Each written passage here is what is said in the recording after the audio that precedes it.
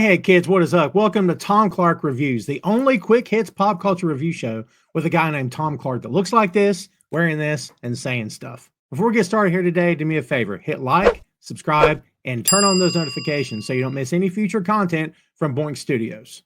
Today, I want to talk about the Righteous Gemstones. If you follow the show, you know that the series finale recently took place on Star Wars Day, May 4th, 2025. It was an interesting episode, to say the least. Some people may call it controversial. We're going to get into that here today. But I want to know what you think. Do me a favor, hit the comments right now. Let me know if you enjoyed the episode, if you were indifferent to it, if you hated it, if you loved it, whatever you think. I'm all ears. Also, be forewarned, this thing is spoiler heavy. I'm going to talk all about the show here today. Well, not all about it. I'm going to talk some about it. I'm not going to say everything about it. That'd be a long show. Stick around, kids. We got a lot to pack into these few minutes. So let's talk about it. First, a little background. I've been watching The Righteous Gemstones since season 1. I enjoy the show. I love that it's irreverent. I love that it's off-putting. I love that it can be unsettling. I love that it can be crude and vicious at times, but I also love that it's hilarious. And I love that it's fresh approach and it's, again, irreverent takes. I've been here for it since episode 1. I've been a fan since the show began. If I haven't made that clear, there it is. I love the cast. I love the guys behind it. Danny McBride is a freaking comic genius. So I want to say all of that going into this because I don't want anybody to think that the opinions aired and expressed here today come from a hater, because I'm not a hater. I freaking love the Righteous Gemstones. Okay, again, big fan. However, having said that, I was not a major fan of the final episode of the series finale. Let's get into the plot. Let's tell you a little bit about what happens. And again, if we haven't told you already, if you've not been paying attention, spoiler alert. In the finale, co-written and directed by, of course, the great Danny McBride, the Gemstone siblings gather at the lake house for what's meant to be a family reunion. Instead, they're ambushed by Corey Millsap, portrayed by Sean William Scott. Surprising role for him, I have to say, but I was here for it. I like the guy. Been a fan for a long time. Corey, who at one point in the episode dons gear similar to Michael Jackson and chooses to do Michael's dance next to music that's not copyrighted. I'm not really sure what was going on there, if I'm being honest, but it was a little wild to say the least. He eventually snaps in the episode. He demands millions and ultimately turns violent, shooting Jesse, Judy, and Kelvin in a brutal showdown. But thankfully, the heroic Capuchin named Dr. Watson, yep, Dr. Watson's a monkey. If you don't know the show, you're completely lost at this point. Try to stay with it if you can. It's wild. Dr. Watson retrieves Jesse's gun in the nick of time, leading to Corey's death. The wounded siblings unite in prayer over their fallen friend, much in the same way, very similar to the first episode, which starred Bradley Cooper, which, by the way, love that freaking episode. That thing set the tone for what I thought was going to be a fantastic season 4, and for me, it was, but I digress. Anyway, the 3 kids unite in prayer over their fallen friend. I call them kids. They're grown people. You get it. Closing out on a bittersweet note of regret and redemption. Now, again, before we go any further, I want to say again, I want to reiterate, I do love this show. I've always loved it. And I think Danny McBride's freaking awesome. I think John Goodman as Eli Gemstone's been fantastic. The kids, again, we call them kids. Adam Devine as Kelvin and Edie Patterson as Judy Gemstone.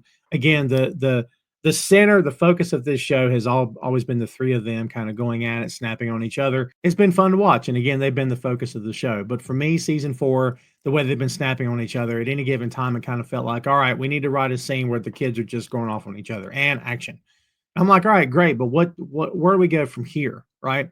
As we know, the focus of season 4, a lot of it, not just the kids, of course, but the relationship between Eli and, of course, Lori Millsap, played by Megan Mullally, who's done a fantastic job in season 4. I was here for it. I think the 2 of them have great chemistry on screen, and I appreciated what they were trying to do here. And, of course, you know, Eli's late wife, and the show has always centered around that as well, the fact that she's no longer here with us. And the family has always been trying to do the best they can to deal with that. I love the addition of Michael Rooker, Yondu himself, as Cobb Millsap. He met his untimely demise, or his welcome demise, I guess you could say. Again, I really enjoy his work. I thought he was a great addition to season 4. The great Stephen Dorff back once again as Vance Simpkins. I've loved this guy since Blade. I love the animosity between him and Jesse, of course, Danny McBride's character. I will say that I wanted a lot more of it in this season. I don't know that we got enough. And then, of course, they had the duel to the death at the end, or in this episode, which is just out of nowhere. You've got this big congregation of dudes standing around in the cape and pistol organization there. Utterly ridiculous, but I love it. But I'm sitting there watching this going, you're all just going to be a witness to murder? Isn't this kind of aiding and abetting? Aren't you just going along with this? You're enabling this to happen. You're just sitting by and not going to do anything to stop it. What are we talking about here? Again, it's a comedy. Don't get too wrapped up in it. Don't get too lost in it. It is just a TV show, right? But again, I kind of wish they had done a lot more with Dorf. I wish they had done a lot more with Vance versus Jesse, but it is what it is. I will say that for me, the star of this season has been the great Walton Goggins as Uncle Baby Billy. Hard to say that without smiling, if I'm being real. What a fantastic character. This guy stole the show the entire season forward. The teen just, dude, this guy stole the spotlight, as we said. Nude water skiing, spouting bizarre one-liners. I mean, Goggins elevated every scene, earning MVP status. I mean, you'd have to say in more ways than one. I mean, the guy is just fantastic. And again, to me, he was the highlight of the show. The Eli and Lori arc, as we said before, I enjoyed it. All right. I thought it was a long time coming for Eli to finally get some happiness. I'm glad he and Lori ended up together in the end. I think the reaction of the kids makes a lot of sense for the characters. But at any given time is a little annoying, if I'm being straight, because it's like at some point, doesn't the adult part of your brain kick in and say, hey, stop being an adolescent moron? But you know what? It's okay. It's fine. I will say this, while a lot of the performances, especially for Goggins, does hit home, and again, the kids are doing what they do. They're butting heads all the time. The finale itself just feels like more of a series of set pieces than sort of a cohesive climax. The thing ended, and I just sat there and looked around. I'm like, yeah, that's it? Is that it? Is that the final episode? I mean, McBride is on the record recently in an interview with the Hollywood Reporter, flat out saying that, that he would be okay with bringing the show back. But at this point in time, he's done telling the story. If another story were to present itself, if the story could continue in some way, he would, consider bringing it back. The show wasn't canceled or anything like that. McBride just decided to end it. And, you have to think over the course of 4 or 5 years here that these characters have, these actors have really grown together. The characters have grown on screen to a certain extent, and that it's like a family. So it's going to be, it was sad to see them go. Hopefully we could see them come back at some point. We also have to circle back to Adam Devine as Kelvin, who did a fantastic job this year. I love the storyline, actually, of the top Christ following man of the year award, which again, hard to say without laughing. I'm being honest here, but it was freaking great. I loved it. I love how Van Simpkins showed his true colors. And, you had that sort of that back and forth between what do Christians really feel about gay people in the church, and are they for it? Are they against it? And, we're not trying to soapbox here, kids, just throwing a little bit of side commentary in for you. I love the fact that the show did not run from this topic. And I love that Kelvin actually had a fantastic episode where he flat out said, I don't care. I don't care about this award. I just want to be me. And actually, it was the truth. It was the honest truth. And that character, it wasn't a show. It wasn't a song and dance. It wasn't a way to get the award. He was just being honest. The character actually experienced some true growth. We've seen in this show several times over these 4 seasons how a character would say something. We thought, well, they actually turned the corner. Next episode, no one's turned the corner. It's just one bit of slapstick and one-liners and jokes after the other. But that is the show, right? Let's talk about the good and the bad. Okay, the good, as we said, the storyline between the 3 siblings, the storyline between Eli and Lori, also Uncle Baby Billy being here, Cobb Millsap being here. There are some great elements to season 4. I don't want to discount any performances. I thought everybody turned in some great work in this season. It's not to overly criticize any one person, but for me, the storytelling was off. And that to me is where the bad comes in next to the good. Season 4, again, just felt disjointed. The pacing lagged between cliffhangers, and the tonal shifts from slapstick to sincere emotional drama. At times, it kind of felt like one sort of defeated the other. I'm not sure why that is. When in previous seasons, it felt like they sort of meshed really well together. I didn't feel that meshing, at least for me personally, in this season. But again, love to know what you think. Drop your comments in there as we continue along. So that's the good, the bad. In terms of the in-between, while the performances do hit home, again, the final episode just doesn't do it for me. I don't believe it hits.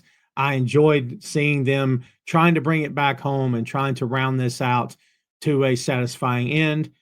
Again, for me personally, it just didn't work. I enjoyed the first 3 seasons much more than I enjoyed season 4, and of course the last episode. The prayer at the end, was it touching? Sure, but after 4 seasons of really heavy themes, for me, it kind of ended with a whimper instead of the bang that I was hoping for. But I will say this as we wrap up. Despite my own personal criticisms of the show, despite the fact that the series finale just didn't really hit home for me, this show is still worth watching. If you never watched The Righteous Gemstones and I just blew it all to pieces for you at the series finale here, my apologies. But I did warn you about spoilers, right? Were you not paying attention? But if you've not decided to watch Gemstones and maybe you're thinking about going back and binging, I would say go back and binge. I think it's worth your time. I'm glad I watched the series. Let's put it that way. Despite how I feel about season 4, honestly, I think it's a really good show. And you know what? I'll go a step better. The Righteous Gemstones, at its best, is a master class of dark comedy blended with genuine emotion. You've got powerhouse performances, razor sharp satire of megachurch culture, and moments of real vulnerability. And look, let's be honest. How often do you get to see a televangelist family being saved by a monkey? I mean, if that doesn't do something for you, come on. Are you kidding me? That deserves at least one viewing, doesn't it? So that's my take on the finale, kids. Great cast work, memorable moments, but an ending that maybe could have packed just a little bit more punch. But what do you think? I really want to know. Drop your comments below. Let me know what you think. Am I dead wrong in my assessment of this episode? Am I just making it too serious when really it's just meant to be a slapstick comedy? Or do you agree with me and think that it could have packed just a little bit more oomph here in the end? I'd love to know what you think. Again, let me know in the comments below. In the meantime, stay tuned for a lot more. Remember to hit like, subscribe, and turn on those notifications so you don't miss a moment of anything we have coming to you here from Boink Studios. Thanks for watching Tom Clark Reviews, and we'll see you next time, kids.